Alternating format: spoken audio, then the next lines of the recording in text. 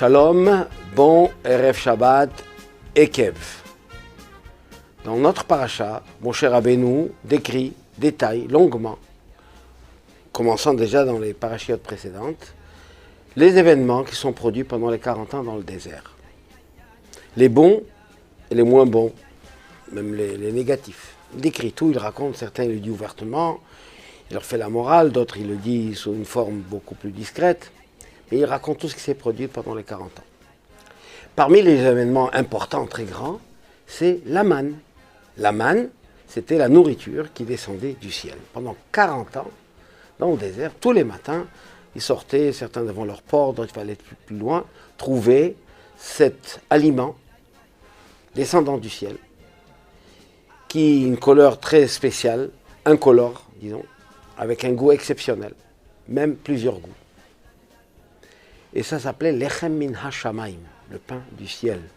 La bracha, la bénédiction qu'il récitait, Amotzi Lechem min ha-shamayim.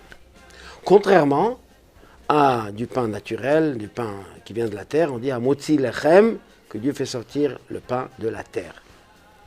Et là, c'était un pain divin, spirituel.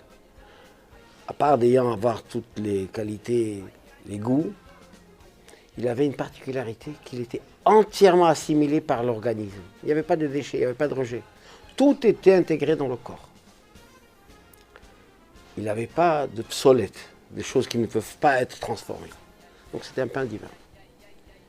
Et pourtant, Moshe, quand il leur raconte ça, il emploie le terme « Vaya'ancha, vayar'ivecha ».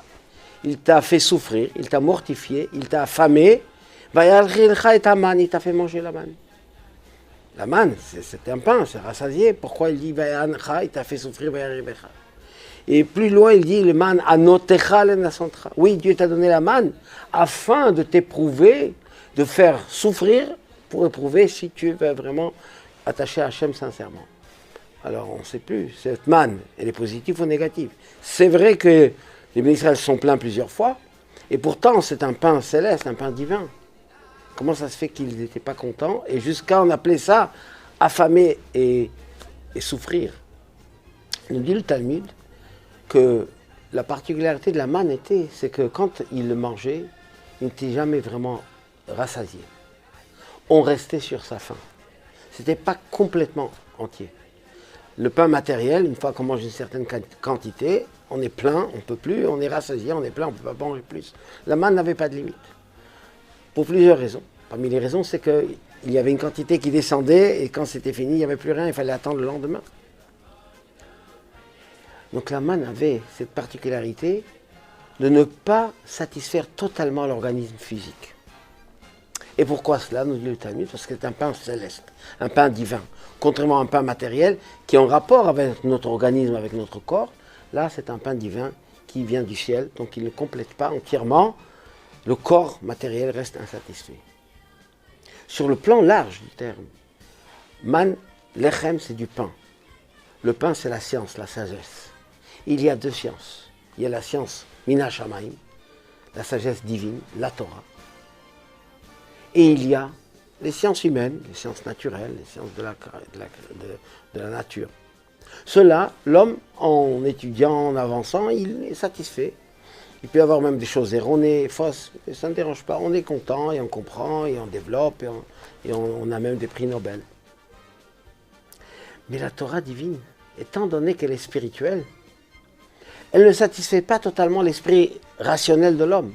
Parce qu'elle transcende, elle dépasse l'humain et la rationalité. Alors même en étudiant, en profondant totalement, on reste quand même sur une fin. On cherche à aller plus loin. Le roi Salomon dit Yosif Da'at, Yosif Machov. Plus on comprend et plus on acquiert de la connaissance, plus on s'ouvre parce qu'on sent que c'est quelque chose qui nous dépasse, que nous atteignons des sommets élevés spirituellement extrêmement importants. Et c'est pour ça que la manne a cette qualité. D'un côté, ça rassasie, mais pas entièrement. La science humaine peut nous satisfaire, mais pas la Torah qui doit être comprise et approfondie et continuellement descendre, approfondir. Et on sera vraiment satisfait à la venue du Mashiach, où c'est marqué, Dieu va se révéler, on va comprendre, on va atteindre cette compréhension divine extraordinaire par la révélation de la Torah que Mashiach va nous enseigner, ce que nous attendons et agissons pour qu'il vienne très prochainement et on sera vraiment entièrement satisfait et rassasié. Shabbat Shalom ou Mevorach.